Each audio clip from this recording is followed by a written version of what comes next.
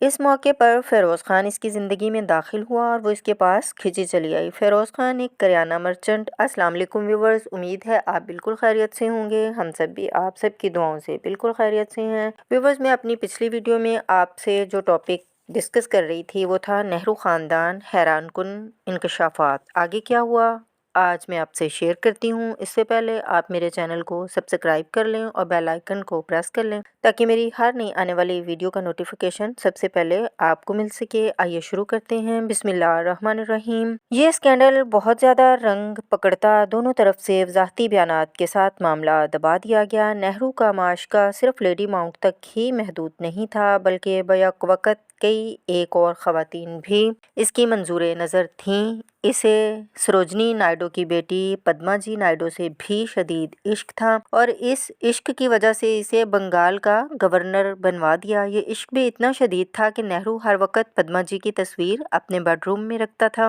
جسے اندرا اکثر وہاں سے ہٹا دیتی اور وہ دوبارہ رکھوا دیتا۔ اس معاملے پر کئی دفعہ باپ بیٹی میں تکرار بھی ہوئی۔ ان دو خواتین کے علاوہ نہرو کو بنارس کی ایک سنیاسن شرادھا ماتا بھی بہت پسند تھی۔ اس کے ساتھ بھی نہرو کے خصوصی تعلقات تھے۔ یہ خاتون بہت خوبصورت اور سنسکرت کی مسلمہ اسکالر تھی۔ اسے پرانی ہندو دیومالائی تاریخ پر عبور حاصل تھا۔ نہرو اور شرادھا ماتا کے گہرے تعلقات تھے۔ اس نے نہرو کو شادی کے لیے بہت مجبور کیا لیکن نہرو اپنے سیاسی کیریئر تباہ ہونے کے ڈر سے ایسا قدم نہ اٹھا سکا۔ بالآخر اس خاتون نے بنگلور کے ایک کانوینٹ میں ایک بچے کو جنم دیا۔ اسے کرسچین مشن اسکول میں تعلیم دی گئی۔ اندازاً اس کی تاریخ پیدائش 30 مئی سن 1949 ہے۔ ہو سکتا ہے کہ وہ تادم تحریر زندہ ہو لیکن چونکہ کانوینٹ ایسے معاملات مکمل طور پر خفیہ رکھتا ہے تاکہ کسی کی تصدیق نہ ہو، اس لیے اس بچے کا کسی کو پتہ نہ چل سکا، شاید اسے خود بھی پتہ نہ ہو۔ ایم او متھائی نے بھی اپنی کتاب میں اس بچے کی پیدائش اور موجودگی کا ذکر کیا ہے لیکن کسی نے اس کی تلاش کی کوشش نہ کی۔ کانوینٹ میں پیدائش اور تربیت کی وجہ سے یہ شخص یقیناً کیتھولک عیسائی ہوگا اور اسے بھی اپنے باپ کا علم نہ ہوگا۔ نہرو بچپن سے آزاد خیال اور رنگین مزاج شخص تھا۔ نہرو کی شادی بھی کملا نہرو کے ساتھ اس کی پسند کے خلاف کی گئی۔ کملا ایک باعزت اور خوددار خاتون تھیں۔ اس کا خاوند سیاست اور دوسری عورتوں میں اتنا مصروف ہوا کہ اس کے پاس اپنی بیوی کے لیے وقت ہی نہ بچا۔ اسی غم میں اسے ٹی بی ہو گئی اور ایڑیاں رگڑ رگڑ کر مر گئی لیکن نہرو اس کے لیے وقت نکال سکا نہ دل میں جگہ بنا سکا۔ مسٹر ایس سی بھٹ نے اپنی کتاب میں نہرو خاندان پر مزید روشنی ڈالی ہے۔ مسٹر بھٹ کے مطابق نہرو کی بہن وجے لکشمی پنڈت کے اپنے والد کے ایک مسلمان ملازم سید حسین کے ساتھ تعلقات تھے۔ یہ تعلقات اس حد تک چلے گئے کہ وہ سید حسین کے ساتھ گھر سے بھاگ گئے۔ موتی لال نہرو زبردستی اسے واپس لائے اور پھر رنجیت پنڈت نامی شخص کے ساتھ زبردستی شادی کر دی۔ نہرو خاندان کے ذاتی کردار بڑے رومانوی قسم کے ہیں۔ نہرو کی بیٹی اندرا پریا درشنی، بعد میں اندرا گاندھی نے بھی خاندان کی اس اخلاقی بے راروی کی روایت جاری رکھی۔ ذہین و فطین اندرا گاندھی کو تعلیم کے لیے آکسفورڈ یونیورسٹی میں داخل کرایا گیا لیکن وہاں اپنی غیر تعلیمی مصروفیات کی وجہ سے اچھی کارکردگی نہ دکھا سکی جس وجہ سے اسے وہاں سے نکال دیا گیا۔ بعد میں اس نے شانتی نکتین یونیورسٹی میں داخلہ لیا لیکن یہاں سے بھی اسے گرو دیو اربندراناتھ ٹیگور نے اپنے غیر اخلاقی رویے پر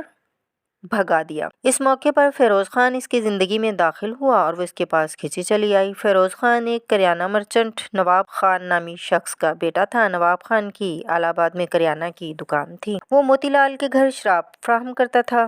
اس حوالے سے فیروز خان کا آنت بھون میں آنا جانا ہوا۔ اندرا کو اپنی تنہائی اور بوریت دور کرنے کا موقع ملا، دونوں قریب آ گئے۔ اسی دوران فیروز خان بھی انگلینڈ چلا گیا جہاں وہ اندرا کی والدہ کی تیمارداری بھی کرتا اور اندرا کو بھی خوش رکھتا بلکہ ماں بیٹی دونوں کے لیے مسیحا بن گیا۔ اس وقت کے مہاراشٹر کے وزیر اعلیٰ شری پرکاش نے نہرو کو اندرا کے فیروز خان کے ساتھ تعلقات کے بارے میں خبردار بھی کیا لیکن نہرو شدید سیاسی مصروفیات کی وجہ سے بیٹی کے لیے وقت ہی نہ نکال سکا۔ جب اس نوجوان جوڑے کے تعلقات خطرناک حد تک بڑھ گئے تو نوجوان اندرا مسلمان ہوگی اور لندن کی ایک مسجد میں دونوں نے شادی رچا لی۔ شادی کے بعد اندرا پریا درشنی نہرو نے اپنا نام تبدیل کر کے इस्लामी नाम मैमूना बेगम रखा। इंदिरा की वालदा कमला नेहरू इस शादी की सख्त मुखालिफ थी, लेकिन इंदिरा ने इसकी एक ना सुनी। नेहरू भी इसलिए सख्त नाराज़ था कि इंदिरा के मुसलमान बनने से इसका वज़ीर आज़म बनने का ख्वाब पूरा नहीं हो सकेगा। याद रहे कि ये आज़ादी से पहले का वाक़या है।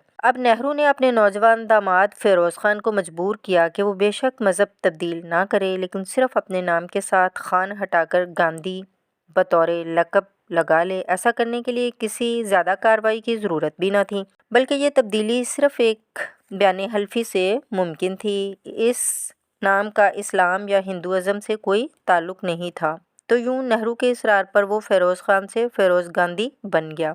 यहाँ ये बारीक सा हिज्जों का फ़र्क वाज़ह होना चाहिए कि गांधी तो हिंदू लक़ब हो सकता है, लेकिन गांधी हिंदू लक़ब या हिंदू नाम नहीं है। गो ये है बड़ा अजीब सा नाम। बदकिस्मती से उर्दू में गांधी और गांधी के हिज्जे एक जैसे हैं, इसलिए फ़र्क का पता नहीं चलता। जब ये हिंदुस्तान आए तो इन दोनों की एक नकली किस्म की शादी हिंदुआना रस्म व रिवाज के मुताबिक भी रचाई गई।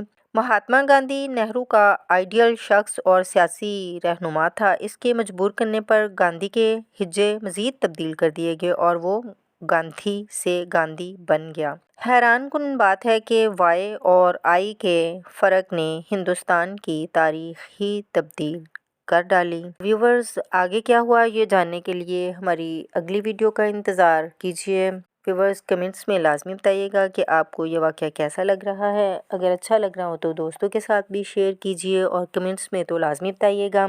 इजाज़त दें, मिलते हैं किसी और वीडियो में। दुआओं में याद रखिएगा। आप सबके लिए नेक तमन्नाएं। अल्लाह हाफ़िज़।